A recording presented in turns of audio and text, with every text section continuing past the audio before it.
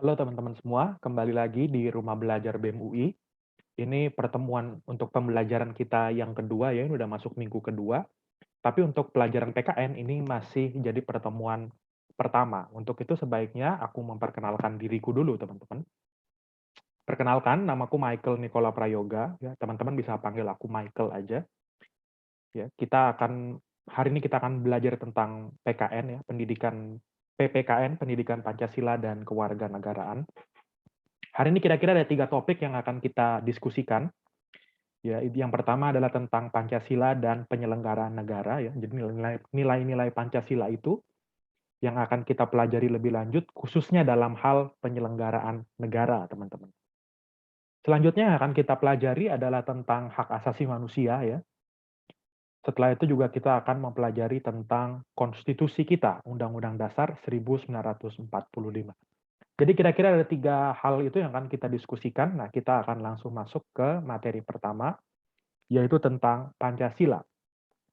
Nah, kita mungkin selama ini kan selalu mengatakan, oh Pancasila adalah dasar negara kita, dasar negara Republik Indonesia. Nah, ada beberapa hal ya teman-teman yang perlu aku jelaskan untuk teman-teman sekalian. Yang pertama, Pancasila itu merupakan jiwa rakyat Indonesia ya, jiwa rakyat Indonesia. Dan nilai-nilai Pancasila itu menjadi dasar dari pandangan hidup kita khususnya dalam hal berbangsa dan bernegara ya. Ini dulu teman-teman pertama. Nah, selanjutnya, nilai-nilai yang terkandung dalam Pancasila itu merupakan nilai-nilai luhur yang telah mengakar lama di dalam masyarakat kita. Jadi bukan nilai-nilai yang diimpor dari luar atau nilai-nilai hasil dari pemikiran apa, tapi itu memang adalah nilai-nilai yang memang dari dulu udah mengakar kuat di masyarakat kita ya. Nilai-nilai itu sudah mengkristal, makanya dikatakan di sini kristalisasi nilai-nilai luhur bangsa kita yang telah mengakar lama. Itu kira-kira teman-teman. Dan selanjutnya, nah inilah yang kemudian membedakan bangsa kita yang berdasarkan Pancasila, yang berideologi Pancasila dengan bangsa-bangsa lain. Ada bangsa yang mungkin menganut ideologi komunisme ya, walaupun saat ini sudah sangat sedikit ya bangsa yang menganut ideologi komunisme ini ya. Kemudian juga ada bangsa yang menganut fasisme ya. Dalam Perang Dunia Kedua dulu, negara seperti Jerman, negara seperti Jepang itu menganut ideologi fasisme. Kemudian juga ada yang menganut ideologi liberalisme dan lain sebagainya. Nah, itulah yang membedakan antara bangsa kita dengan bangsa-bangsa lain yang menganut ideologi lain ya. Ideologi komunisme, fasisme, liberalisme atau apapun itulah. Nah, yang akan kita bahas lebih lanjut adalah ini teman-teman ya. Pancasila, maksudnya nilai-nilai yang terkandung dalam Pancasila itu menjadi dasar dari penyelenggaraan negara dan pemerintahan. Nah, ini yang akan kita diskusikan lebih lanjut di video ini. Kita akan bahas di video ini, maupun nanti setelah ini kita ada sesi tanya jawab dan sebagainya, itu kita akan diskusikan lebih lanjut. Ya. Nah, ini Pancasila, mungkin 5 sila ini kita udah hafal ya, sila 1 sampai sila kelima kita hafal. Nah, tapi yang akan kita bahas lebih lanjut pada pertemuan ini adalah nilai-nilai Pancasila, maksudnya nilai-nilai yang terkandung dalam Pancasila itu, yang menjadi dasar bagi penyelenggaraan negara, teman-teman. Ya, ini yang akan kita bahas lebih lanjut. Nanti kita akan uraikan mulai dari sila 1, nilai-nilai yang terkandung dalam sila ketuhanan yang Maha Esa itu, kemudian kita kaitkan dengan penyelenggaraan negara, teman-teman. Itu yang akan kita bahas hari ini. Kita langsung mulai ya dari sila pertama.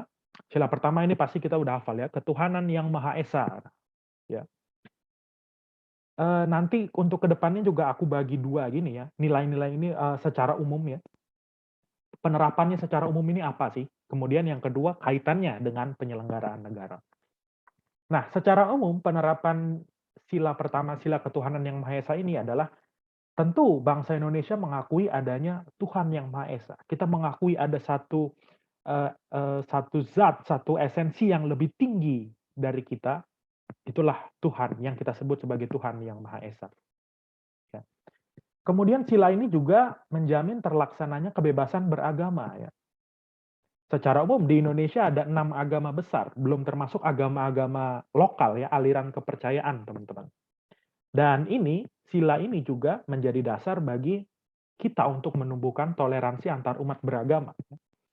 Aku dan teman-teman mungkin kita berbeda kepercayaan, tapi toh kita tetap satu Indonesia ya. Itulah semboyan apa negara kita, Bhinneka Tunggal Ika. Walaupun kita berbeda, berbeda suku, budaya, agama dalam hal ini, tapi kita tetap satu Indonesia ya. Kita bersatu hati, kita bergandeng tangan membangun Indonesia yang lebih maju ke depan, Indonesia yang lebih baik ya. Itu penerapan secara umum dari sila ketuhanan ini, teman-teman. Dan kemudian jika kita kaitkan dengan penyelenggaraan negara, aku kutip beberapa ini ya bunyi dari peraturan perundang-undangan. Misalnya di dalam pasal 29 ayat 1 nih teman-teman. Undang-Undang Dasar 1945. Pasal 29 ini adalah pasal yang membahas tentang agama. Pasal 29 ini terdiri dari dua ayat ya, ayat 1 dan ayat 2. Nah, di dalam ayat 1 jelas dikatakan di sana bahwa negara berdasarkan ketuhanan yang Maha Esa. Ya, perhatikan di sini bukan negara berdasarkan agama tertentu, tapi berdasarkan ketuhanan yang Maha Esa. Harapannya ya semua aparatur penyelenggara negara adalah orang yang bertakwa kepada Tuhan yang Maha Esa dong. Ya, sehingga dengan gitu penyelenggaraan negara bisa berjalan dengan baik. Ya. Jika aparat negaranya adalah orang yang bertakwa kepada Tuhan yang Maha Esa. Nah, salah satu contoh ya, ini aku kutipkan misalnya dalam pasal 169 UU nomor 7 tahun 2017 ini, teman-teman ya. Ini adalah syarat menjadi calon presiden dan syarat menjadi calon wakil presiden. Itu di poin A-nya, teman-teman. Poin pertamanya langsung di situ dikatakan harus bertakwa kepada Tuhan yang Maha Esa. Ya. Tidak disebut agama spesifik apa, tapi yang jelas adalah orang yang bertakwa kepada Tuhan yang Maha Esa. Nah, ini adalah penerapan nilai pertama baik secara umum maupun dalam hal penyelenggaraan negara, teman-teman ya. Selanjutnya kita masuk ke sila kedua. Sila kedua kemanusiaan yang adil dan beradab, teman-teman.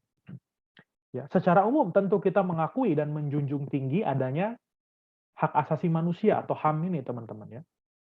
Dan selanjutnya karena di sini ada kata adil, teman-teman ya, maka kita dalam menerapkan HAM, dalam kita menghargai sesama itu, tidak membedakan suku, agama, ras, dan sebagainya. Jadi ini adil, teman-teman ya.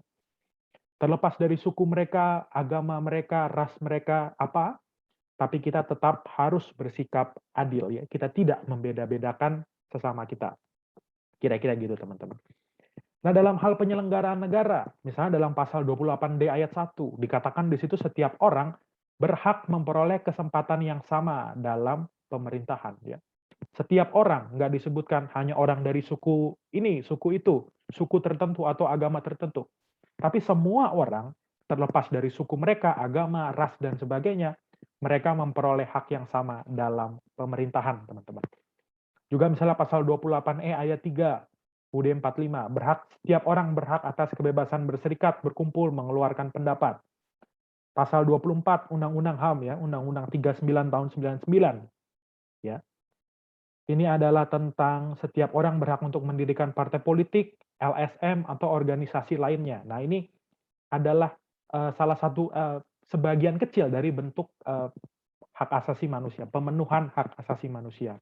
Kita kalau lihat misalnya di pasal 28 itu ya, itu mulai dari pasal 28A sampai pasal 28I, teman-teman. Itu mengatur tentang hak asasi manusia. Ya.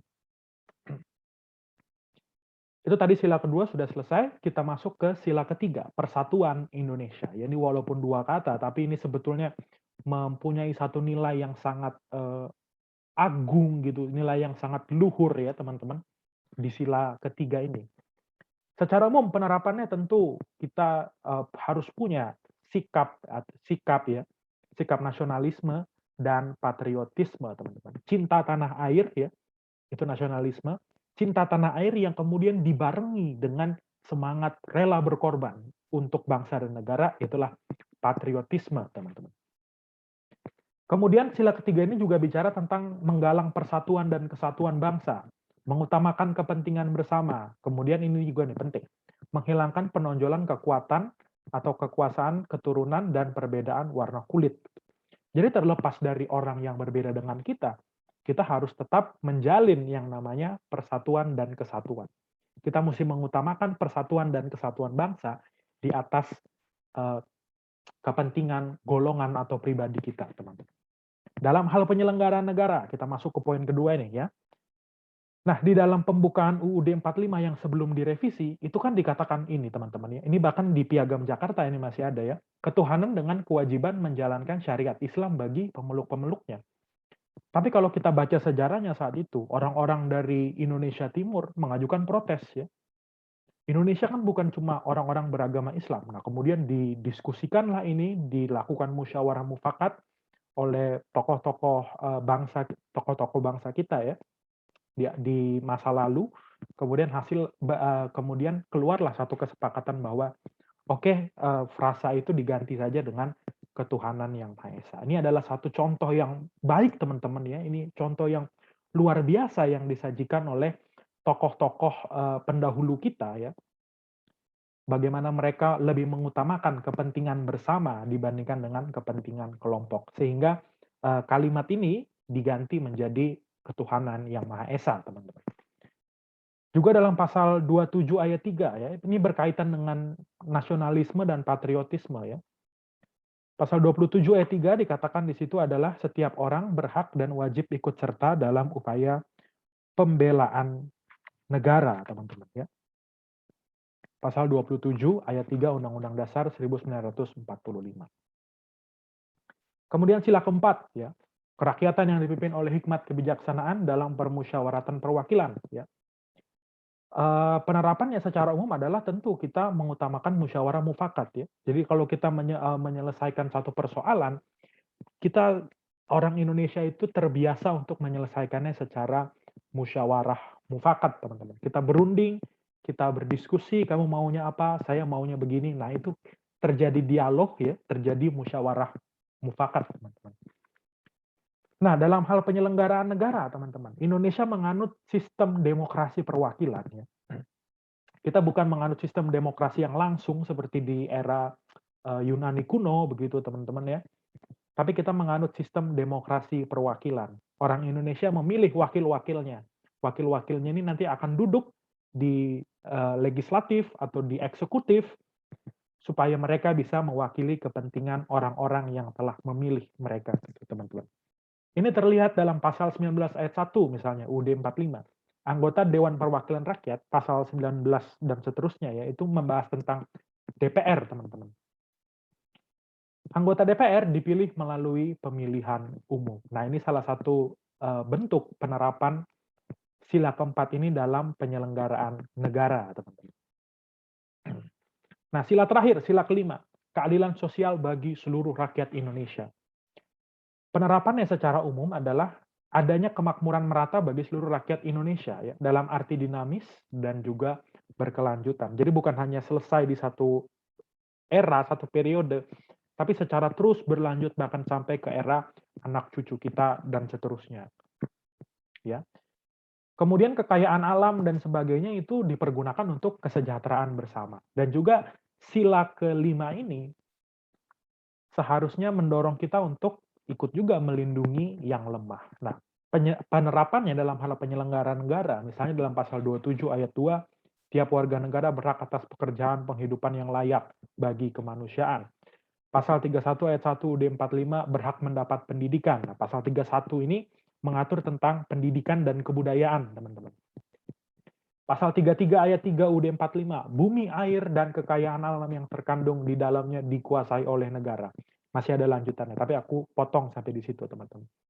Pasal 34 ayat 1, fakir miskin dan anak-anak terlantar dipelihara oleh negara. Nah, itu teman-teman, contoh penerapan keadilan sosial bagi seluruh rakyat Indonesia dalam hal penyelenggaraan negara, teman-teman. Nah, selanjutnya kita masuk ke materi pembahasan kita yang kedua, yaitu tentang hak asasi manusia, teman-teman. Kita mulai dulu dengan definisinya, ya, supaya kita lebih dapat gambarannya. Lebih lanjut apa yang akan kita bahas. Nah, aku mengacu pada pasal 1 ayat 1 Undang-Undang HAM. Tadi di awal aku udah sempat singgung ya. Undang-Undang HAM itu Undang-Undang nomor 39 tahun 1999. Yang dikatakan hak asasi manusia adalah seperangkat hak yang melekat pada hakikat dan keberadaan manusia sebagai makhluk Tuhan yang Maha Esa. Nah, ini perhatikan ya. Indonesia karena sekali lagi ya kita menganut sila pertama itu ketuhanan yang Maha Esa, maka HAM pun itu ada kaitannya dengan ketuhanan yang Maha Esa. Kita diciptakan sebagai makhluk Tuhan, makhluk yang diciptakan oleh Tuhan yang Maha Esa, ya, maka dari itu kita memperoleh hak kita sebagai manusia. Merupakan anugerahnya, wah ini ya, wajib dihormati dan dijunjung tinggi dan dilindungi oleh negara, hukum, pemerintah, dan setiap orang demi kehormatan serta perlindungan harkat dan martabat manusia, teman-teman. Nah, ini adalah definisi hak asasi manusia. Nah, selanjutnya akan kita bahas adalah penegakan HAM dan kaitannya dengan ideologi negara, dalam hal ini ya Pancasila, teman-teman ya. Dari di awal kita sudah bicarakan tentang bagaimana Pancasila itu menjadi jiwa bangsa, paradigma kita bagaimana kita melakukan penyelenggaraan negara dan pemerintahan. Nah, ada beberapa hal yang perlu aku jelaskan dulu ya teman-teman. Pertama, HAM itu memang ada konsensus bersama negara-negara di dunia mengenai apa itu HAM. Ini dituangkan kemudian dalam dokumen-dokumen penting teman-teman. Misalnya dalam DUHAM PBB ya, Deklarasi Universal Hak Asasi Manusia atau Universal Declaration of Human Rights tahun 1948. Ini kemudian juga diratifikasi oleh negara kita, teman-teman ya, menjadi undang-undang. Kemudian juga ada ini yang paling utama gitu ya, teman-teman, adalah DUHAM PBB ini, ya, DUHAM PBB. Tapi yang menarik gini, teman-teman ya, tentang DUHAM PBB ini. Ini ditetapkan gitulah ya, ditetapkan tahun 1948. Tapi yang unik teman-teman, tahun 1945 kita sudah mengeluarkan atau sudah mengesahkan UUD 1945. Bangsa Indonesia kita sudah mengesahkan Konstitusi 1945. Dan uniknya adalah di dalam UUD 45 yang sebelum amandemen ya, yang masih naskah aslinya itu, kita sudah memasukkan tentang HAM ini teman-teman di dalam pasal 28. Walaupun kalau kita bandingkan setelah amandemen keempat dengan pasal 28 sebelum amandemen, tentu beda jauh ya teman-teman. Apa muatannya, substansinya setelah amandemen diatur lebih banyak. Ya. Tapi yang perlu kita apresiasi dari tokoh-tokoh bangsa kita sebelum PBB sendiri mengeluarkan Deklarasi Universal Hak Asasi Manusianya, kita sudah lebih dahulu memasukkan HAM itu di dalam Undang-Undang Dasar kita, UUD 1945, teman-teman. Kemudian juga ada ICCPR, ya, International Convention of Civil and Political Rights, ya, diratifikasi menjadi Undang-Undang Nomor 12 Tahun 2005, ya. Konvensi internasional tentang hak sipil dan hak politik, teman-teman, ya. Kemudian juga ada ECHR, ya, European Convention of Human Rights. Nah, ini kemudian ada DUHAM, ada ICCPR, kemudian negara-negara itu mulai menciptakan konvensinya sesuai dengan kearifan lokal budaya saat itu. Eropa punya sendiri, kemudian nanti Afrika punya sendiri, kemudian negara-negara Timur Tengah itu juga punya HAM mereka sendiri, teman-teman ya.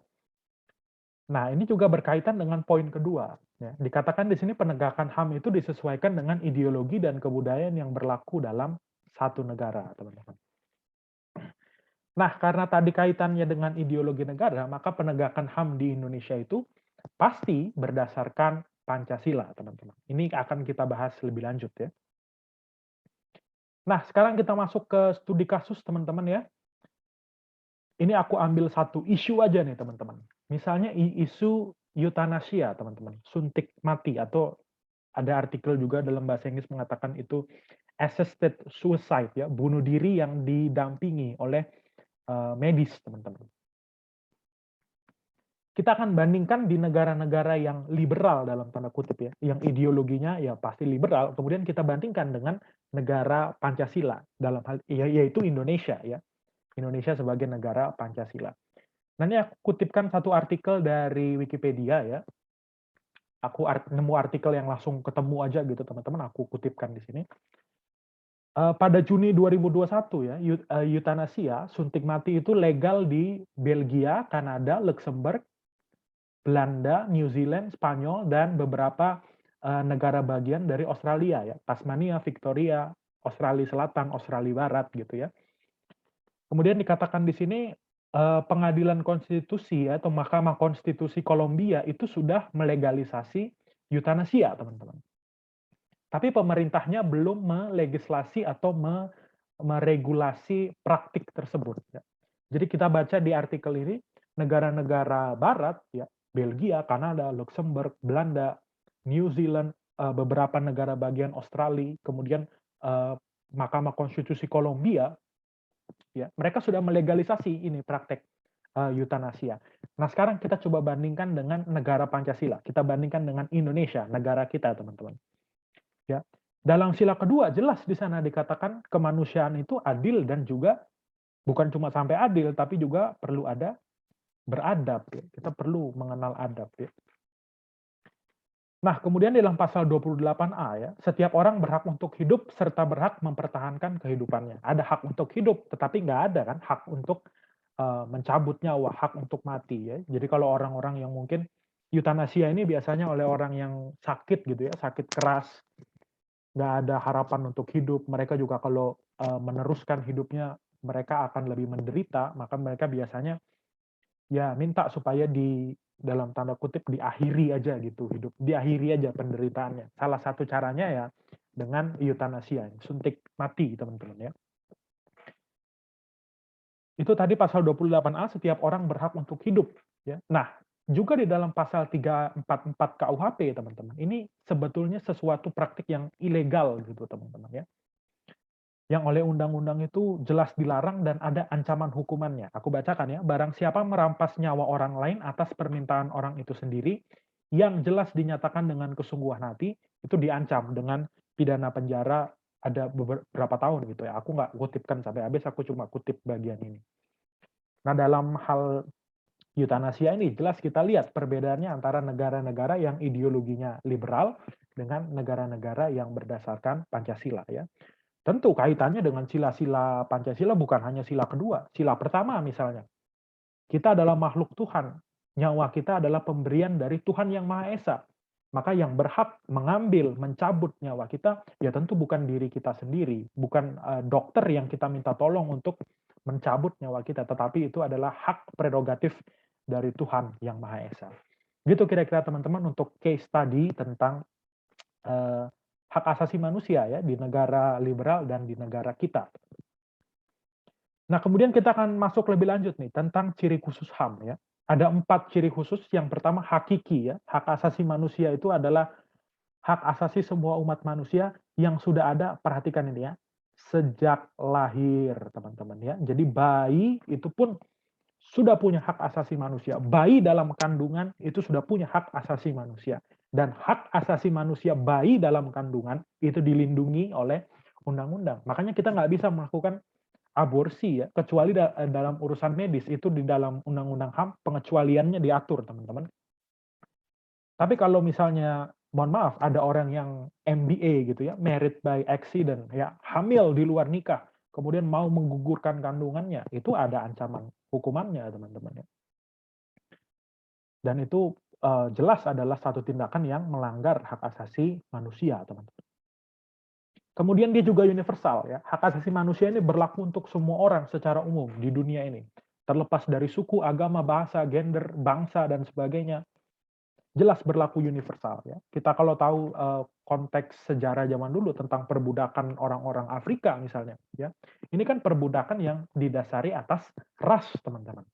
Jelas ini melanggar ciri khusus universalitas hak asasi manusia. Karena orang baik itu orang Afrika, orang Eropa, orang Amerika, orang Asia, semua punya hak dan martabat yang sama, teman-teman. Kemudian tidak dapat dicabut ya. Hak asasi manusia yang dimiliki tiap orang itu tidak bisa dicabut atau diserahkan pihak lain ya. Tapi perhatikan, negara kita mengakui adanya pembatasan terhadap hak asasi manusia ya. Di dalam pasal 28J ayat 2, tiap orang itu harus tunduk pada pembatasan yang ditetapkan oleh undang-undang, teman-teman. Ya, jadi misalnya kita percaya, kita akui bahwa setiap orang berhak untuk mempertahankan hidupnya, pasal 28A. Tapi jangan lupa itu masih bisa dibatasi. Salah satu contoh pembatasannya adalah penerapan hukuman mati misalnya oleh negara. Ya, itu kira-kira contoh tentang pembatasan hak asasi manusia ini, teman-teman. Juga kemudian dia tidak dapat dibagi. Setiap orang berhak mendapatkan semua hak, ya. Apakah itu hak sipil, politik, ekonomi, apapun itu, ya. Tidak bisa dibagi dan memang tidak perlu dibagi karena setiap orang toh punya hak itu masing-masing. Kemudian dalam kaitan dengan Pancasila, nah kita mulai masuk mendetil ke masing-masing sila. Sila pertama, ya, kita menjunjung tinggi kebebasan beragama. Kebebasan beragama, memilih agama, beribadat menurut agama dan kepercayaan yang dipilihnya, itu bagian dari hak asasi manusia ya teman-teman. Kemudian sila kedua, ada persamaan kedudukan hak dan kewajiban di hadapan hukum. Ya. Kita tidak boleh membeda-bedakan.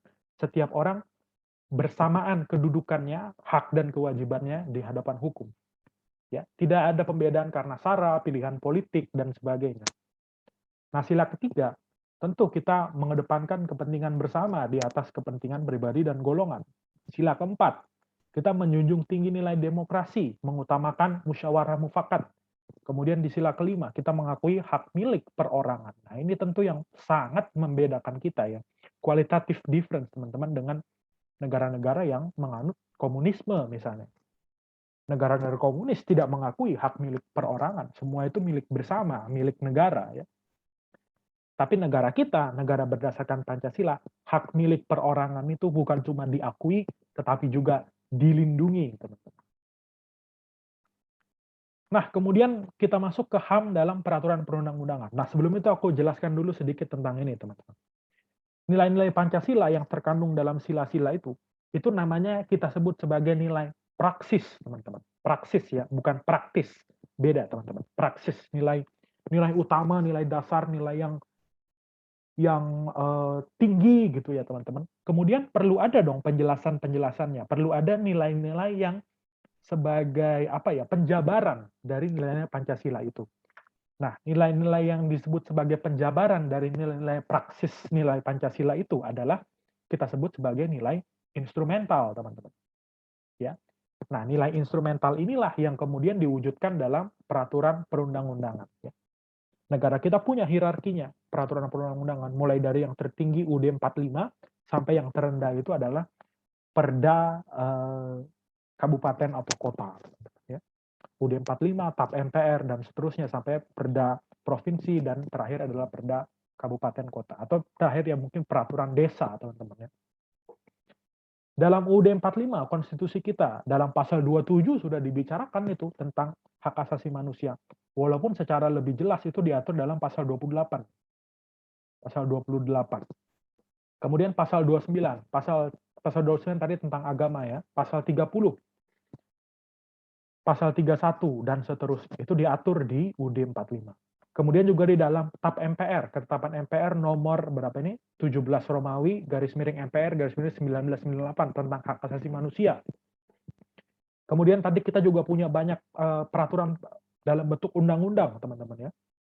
Undang-Undang 39 tahun 99 ini yang paling penting ini, teman-teman ya, tentang hak asasi manusia.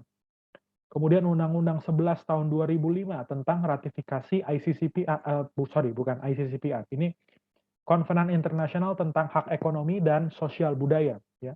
Nah, baru Undang-Undang 13 2005 tentang 12 2005 teman-teman tentang ratifikasi Kovenan Internasional Hak-hak sipil dan politik. Juga ada misalnya undang-undang tentang pengadilan HAM dan sebagainya. Itu undang-undang yang berkaitan dengan hak asasi manusia. Nah, ini juga diatur kemudian. Undang-undang juga ada peraturan pelaksananya. Biasanya bentuknya PP dan Kepres. Itu juga diatur tentang penerapan dari undang-undang ini. Nah, kemudian kita masuk ke pokok ketiga nih, pembahasan yang terakhir tentang UUD 45 sebagai konstitusi negara kita. Ya. Konstitusi di sini diartikan sebagai hukum dasar tertulis ya, hukum dasar tertulis bagi negara kita ya. Konstitusi kalau di negara lain, misalnya di Inggris itu nggak harus tertulis ya. Di Inggris itu ada kebiasaan-kebiasaan, tapi tetap mereka sebut itu sebagai konstitusi. Kalau negara kita tentu tidak ya. Kita UUD 45 kita tertulis ya. Ini tertulis begini teman-teman ya. Bahkan aku punya yang lengkap gitu ya, perubahannya mulai dari UUD 45, kemudian UUD RIS ya, UDS 1950, kemudian amandemen 1, amandemen 2, amandemen 3, amandemen 4, setelah amandemen, nah itu ya lengkap. Konstitusi kita adalah konstitusi yang tertulis, teman-teman. Yaitu mengatur kehidupan berbangsa dan bernegara dalam bidang pendidikan, kebudayaan, perekonomian nasional, kesejahteraan sosial, HAM, fungsi kewenangan lembaga negara, agama, dan berbagai aspek lainnya, teman-teman. Nah, ada beberapa aspek yang mau kita pelajari, teman-teman ya, tentang negara kita ini, tentang konstitusi kita. Yang pertama kita bahas dulu tentang wilayah negara kita ya. Aku kutip di sini sepenggal lirik dari lagu Dari Sabang Sampai Merauke berjajar pulau-pulau. Nah, itu kira-kira teman-teman ya. Nah, wilayah negara kita. Nah, kita mulai dulu dengan wilayah dulu deh ya. Wilayah itu adalah salah satu unsur ya berdirinya suatu negara menurut Konvensi Montevideo ya. Jadi ada negara, ada pemerintah, ada rakyat pastinya, kemudian ada pengakuan kedaulatan dari dalam maupun dari luar negeri. Itu beberapa unsur berdirinya suatu negara menurut Konvensi Montevideo 1933. Nah, wilayah kita ada 3, darat, laut, udara. Kita mulai dengan wilayah air ya. Bagian perairan suatu negara ya. Ada 4, dibagi jadi 4 ya. Batas laut teritorial, zona bersebelahan, zona ekonomi eksklusif ZEE, baru kemudian setelah ZEE itu adalah landas kontinen, teman-teman.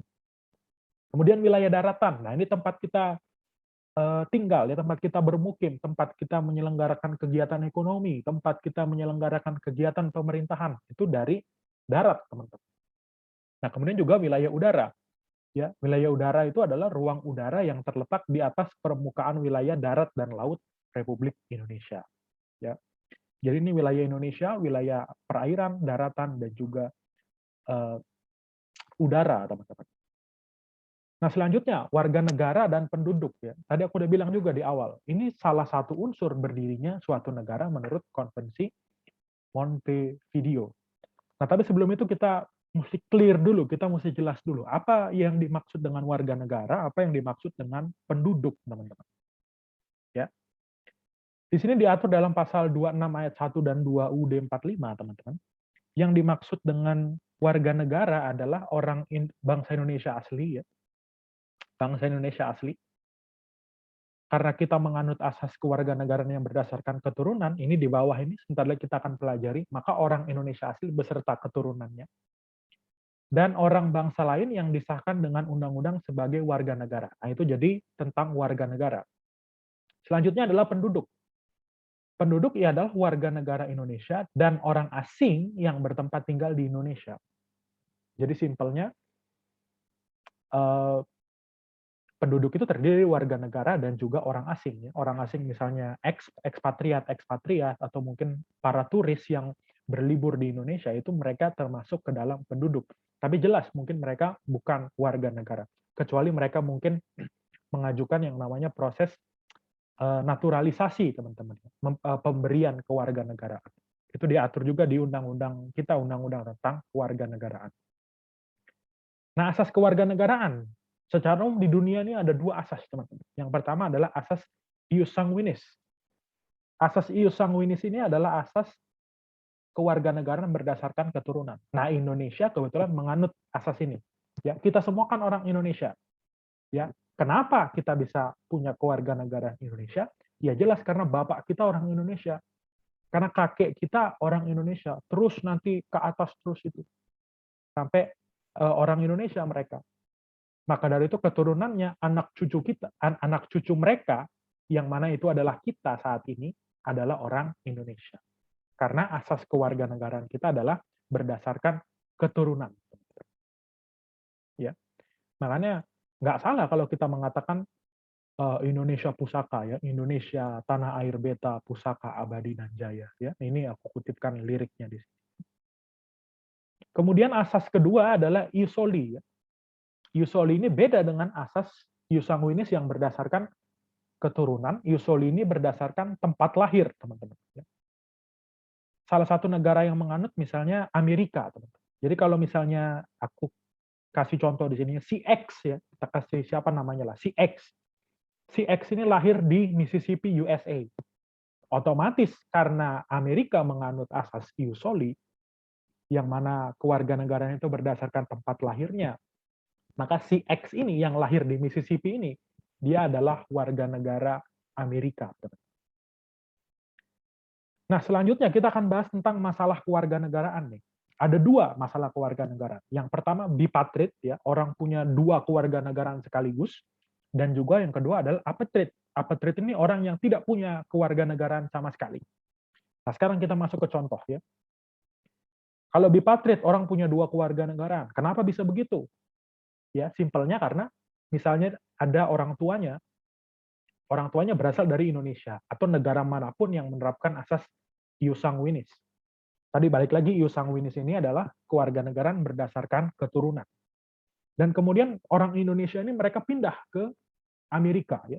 Di Amerika mereka melahirkan anak. Ya. Mereka melahirkan anak. Maka si anak ini otomatis dia mendapat dua kewarganegaraan. Kewarganegaraan dari orang tuanya, kewarganegaraan Indonesia, karena kewarganegaraan Indonesia itu kan berdasarkan keturunan. Dan yang kedua, dia dapat kewarganegaraan Amerika, karena dia lahir di Amerika. Itu kira-kira teman-teman untuk bipatriot. Nah, untuk apatriot, orang yang tidak punya kewarganegaraan sama sekali, gampangnya contohnya tinggal kita balik aja. Ya, contohnya tinggal kita balik.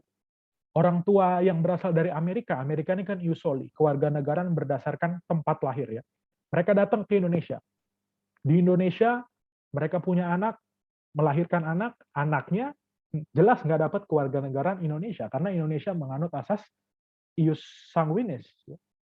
Dari orang tuanya, mereka juga nggak dapat kewarganegaraan Amerika, karena Amerika menganut asas ius soli. Itu kira-kira teman-teman ya. Kalau apatriot mungkin juga ada misalnya orang Indonesia yang kemudian berangkat ke Suriah sana untuk gabung dengan ISIS, misalnya gitu teman-teman. Kemudian ISIS-nya udah terdesak dan sebagainya. Orang yang bergabung ke dinas tentara asing itu otomatis kehilangan kewarganegaraan. Jadi orang Indonesia yang gabung ke ISIS kehilangan dong kewarganegaraan Indonesia. Ya. ISIS-nya sana juga udah mau kalah misalnya gitu, udah terdesak ya, mereka juga nggak punya kewarganegaraan Suriah sana, yang dari ISIS sana. Itu contoh apatriot dan bipatriot ya. Dan kemudian pembahasan selanjutnya kita bicara tentang agama dan kepercayaan nih. Ya, berdasarkan sensus penduduk 2010 yang aku ambil dari data BPS teman-teman ya, Badan Pusat Statistik ya. Ini kira-kira statistik agama di Indonesia ya. Islam, agama besar Islam, Kristen, Katolik, Hindu, Buddha, Konghucu. Agama lainnya tidak menjawab, tidak ditanyakan. Nah, itu ada juga, teman-teman. Kita mengakui 6 agama besar, tapi ini yang sering kita salah kaprah ini di sini, teman-teman. Ada agama lokal ya, agama aliran kepercayaan kita sebutnya ya. Nah, mereka itu bukannya tidak diakui, bukannya cuma 6 agama ini yang diakui. Mereka juga diakui. 6 agama ini ya, Islam, Kristen, Hindu, Buddha, Konghucu, itu adalah agama besar saja. Nah, kemudian, nah di sini aku tulis penganut agama lokal, penghayat aliran kepercayaan ya, agama lokal ya. Kalau di Baduy itu Sunda Wiwitan ya, di Sumatera Utara itu ada agama Malim dan sebagainya, teman-teman ya. Eksistensi mereka tetap diakui oleh negara, itu sah, itu agamanya, teman-teman ya. Kemudian berdasarkan putusan Mahkamah Konstitusi nomor 97 garing PUU garing 14 Romawi garing 2016, kemudian Permendagri nomor 118 tahun 2017, nah maka kolom KTP mereka ya, di KTP itu kan ada kolom agama, teman-teman ya.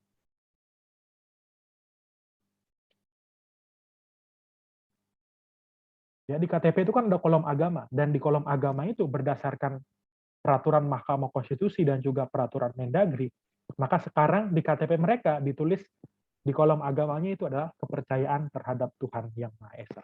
Ya. Jadi ini tentang agama dan juga tentang kepercayaan. Jaminan kebebasan beragama di Indonesia diatur tadi, aku sudah sempat singgung di awal, pasal 29 ayat 1 dan 2 UUD 45. Dalam pasal 28E ayat 1 dan 2 UUD 45 itu juga diatur tentang kebebasan beragama. Nah, keragaman agama kita ya yang ada di Indonesia ini bukan jadi pemecah bangsa, tapi justru menjadi pemersatu kita dalam bingkai Bhinneka Tunggal Ika. Apapun agamanya, Islam, Kristen, Hindu, Buddha, Konghucu, atau agama aliran kepercayaan, kita tetap bisa bersatu hati, bergandeng tangan untuk membangun Indonesia yang lebih baik, teman-teman. Itu tentu harapan kita bersama. Kemudian dalam hal hankam, nah ini yang pembahasan yang terakhir, teman-teman ya. Kita tentu ingat ya, lagu yang sangat nuansa patriotiknya itu sangat sangat dalam sekali, teman-teman. Ya, aku tiap kali dengar lagu ini merinding ya. Padamu negeri kami berjanji dan sebagainya, terus sampai bagimu negeri jiwa raga kami ya. Itu ini lagu yang nuansa patriotiknya sangat sangat sangat kental gitu, teman-teman. Nah, tentang hankam itu diatur dalam konstitusi kita, itu diatur dalam pasal 30 ayat 1 sampai 5. Tapi di sini aku cuma kutip pasal ayat 1 dan 2 saja, teman-teman. Ya, ayat 1, tiap warga negara berhak dan wajib ikut serta dalam usaha pertahanan dan keamanan negara, teman-teman. Ayat 2, usaha pertahanan dan keamanan negara dilaksanakan melalui sistem pertahanan dan keamanan rakyat semesta oleh TNI dan Kepolisian Negara Republik Indonesia sebagai kekuatan utama dan, perhatikan ini, rakyat sebagai kekuatan pendukung. Jadi perjuangan untuk menegakkan pertahanan dan keamanan bukan hanya tugas TNI dan Polri saja. Ya jelas itu tugas mereka. Mereka sebagai komponen utamanya. Tapi di belakang itu rakyat juga mendukung. Ya. Kisah yang terkenal misalnya Jenderal Sudirman waktu agresi militer Belanda itu, Jenderal Sudirman kan menyingkir kota Jogja, mereka bergerilya dari hutan. Jenderal Sudirman dengan keterbatasan dia, paru-parunya cuma satu saat itu. Karena yang satunya dikempesin karena Jenderal Sudirman saat itu sakit. Tapi tetap mereka berjuang. Mereka berjuang sebagai komponen utamanya. Mereka bergerilya. Ya. Bergerilya ini secara tiba-tiba, ya senyap, tahu-tahu mereka nyerang, terus lari lagi. Ya. Ini Belanda saat itu stres banget, teman-teman. Ya. Menghadapi Jenderal Sudirman dan pasukannya. Tetapi mereka bukan one man show gitu, teman-teman. Bukan orang yang berdiri sendiri gitu. Di belakang mereka ada rakyat yang mendukung. Ada masyarakat, teman-teman ya. Jenderal Sudirman kalau saat dia bergerilya dari Jogja ke daerah Jawa Timur sana, tentu nggak langsung kan, mereka singgah di desa ini, singgah di desa sana. Di desa ini dijamu, mereka dikasih makan. Yang kasih makan itu masyarakat. Ada yang luka, mungkin pasukannya diberikan obat-obatan dan sebagainya. Ya, jadi ya memang semboyannya juga itu ya, bersama rakyat, TNI, Polri jadi kuat ya. Mereka tentu butuh dukungan kita ya. Kita bergandeng tangan bersama-sama dengan mereka untuk mengupayakan pertahanan dan keamanan negara kita. Pertahanan di Indonesia dibagi menjadi dua, militer dan non militer. Militer ya jelas perang ya, menjalankan atau menjaga kedaulatan negara kita, teman-teman. Non militer misalnya dalam hal sekarang COVID ya. Kita tahu di mana-mana TNI Polri termasuk garda terdepan yang mesti kita dukung ya. Bersama dengan para nakes mereka melakukan penyuluhan, mungkin juga vaksinasi dan sebagainya. Itu mereka perlu kita dukung dan ini adalah bentuk pertahanan keamanan di bidang non militer. Komponen pertahanan ada komponen utama, komponen cadangan. Juga dalam hal keamanan, beberapa kebijakan yang dilakukan pemerintah, misalnya deteksi dini penanggulangan terorisme. Nah ini untuk mencegah ya. Mencegah terorisme supaya jangan paham radikal yang ada di media sosial itu bisa meracuni generasi muda bangsa. Gitu. Itu salah satu contoh mereka, kebijakan mereka. Kemudian juga ada misalnya untuk mereka yang sudah terpapar, gimana caranya? Dilakukanlah proses yang namanya deradikalisasi. Ya. Ini kalau nggak salah yang bertanggung jawab ini adalah BNPT. Tentu bukan BNPT sendiri. Mereka tentu butuh bantuan kita sebagai masyarakat, kita sama-sama bergandeng tangan bersama-sama dengan mereka memberantas terorisme. Kemudian pemeliharaan Kamtib, keamanan dan ketertiban. Misalnya dalam pengamanan hari besar keagamaan atau hari besar nasional, ya itu ada salah satu beberapa kebijakan yang mereka lakukan. Kemudian juga pengungkapan kasus illegal fishing, ya ini ada datanya teman-teman ya. Dan masih banyak lagi, kita bisa tambahkan itu. Jadi intinya pembelajaran kita itu saja sampai untuk pertemuan kali ini. Ya, mari kita sama-sama kita bersatu hati, kita bergandeng tangan sebagai warga masyarakat bangsa Indonesia, kita masih punya persoalan yang sama, yaitu pandemi COVID yang saat ini masih ganas-ganasnya, masih merajalela di mana-mana. Kita kerjakan bagian kita, pemerintah tentu kerjakan bagiannya, tapi kita juga mengerjakan bagian kita. Itu saja teman-teman. Setelah ini mungkin kita akan lanjut ke sesi diskusi, teman-teman. Terima kasih telah mendengarkan pemaparan ini. Semoga apa yang disampaikan bermanfaat bagi kita semua. Terima kasih, teman-teman.